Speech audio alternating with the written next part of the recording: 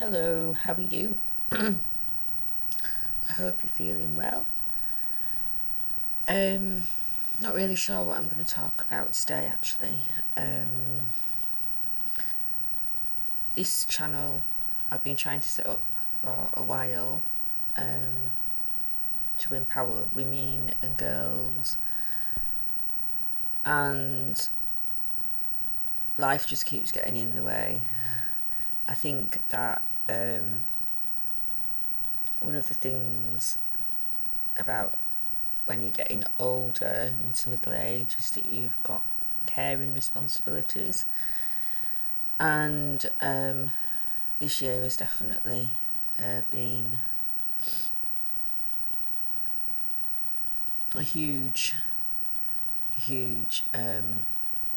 emotional roller coaster as far as that's concerned.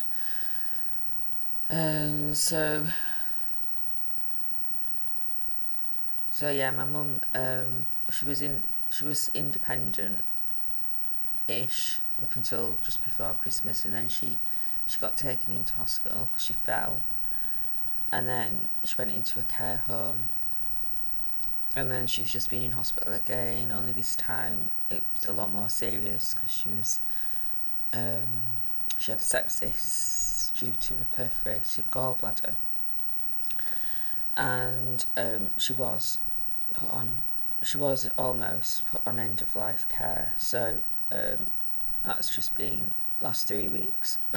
3 or 4 weeks have just been a whirlwind, and I'm just trying to get back into some sort of normality. She has actually recovered, and she's now in a different care home, which she seems to be liking, so that's really good. But for me, the fallout from all of that is just, it's just been overwhelming. So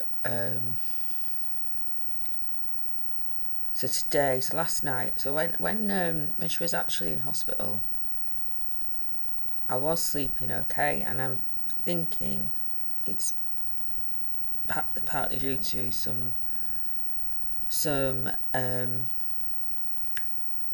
called life wave patches that I've been using.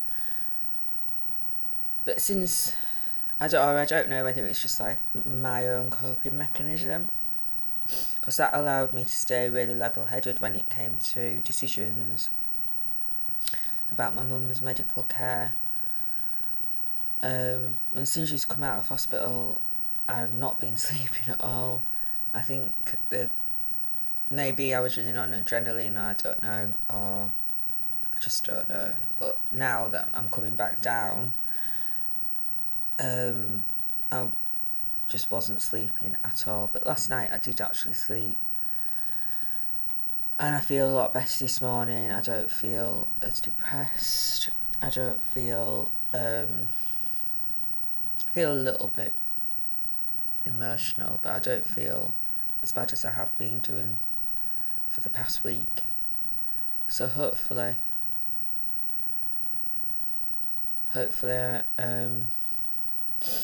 things are starting to level out for me. But also as well, I've just been hyper anxious because my mum, they didn't take a gallbladder out, they just treated her conservatively. So obviously still got a perforated gallbladder there, which said could possibly heal itself. I don't know. And she's got a gallstone there as well, so that she's at risk of getting reinfected basically. And she stopped her antibiotics at the weekend, so I'm just being like hyper anxious about that, watching out for infection. And so far she seems okay. So just have to take it day by day really. But my point about making these videos, I don't really know. I don't know, but yeah, this channel I was originally setting up to support women and girls and provide tools for empowering empowering women and girls to be able to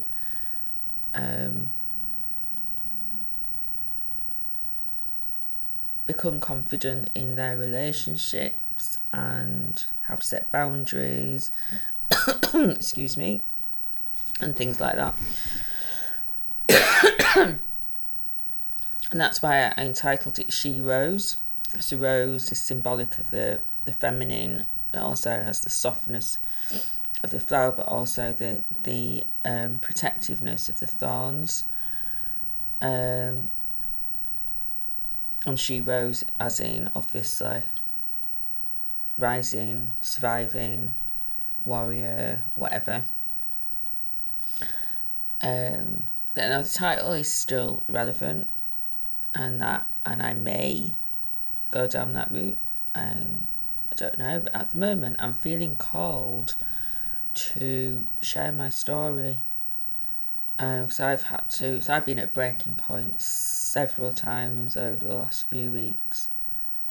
I've had to dig really, really deep to be able to carry on, but I have carried on, and I've risen, and I thought it was going to break me. I really thought it was going to break me, but it didn't. And I believe that we all have it within us to be able to face whatever challenges come our way. I think that sometimes it's that inner voice within us that tells us that we can't. So I wanted to track my journey really, because now since while my mum was in hospital, I lost my job because I'd only been working that job for 3 weeks. I'd literally just started the job, and now I haven't got a job. So I think like the initial reaction is to want to find another job as quickly as possible, but actually what I'm going to do is I'm going to resist that. I've got enough money to last me for a couple of months, and I'm going to invest that time into some R&R for myself, also into developing my own things, my own business. And so I want to track my journey, and track my mum's journey, her recovery, and just see where it goes. I'm not sure where it's going to go is the answer, because it all depends on some things that are unknown at the moment. And I think that's the hard part, is not knowing what's going to happen in the immediate and the long-term future. And I'm the only support that my mum has got, so it's important that I stay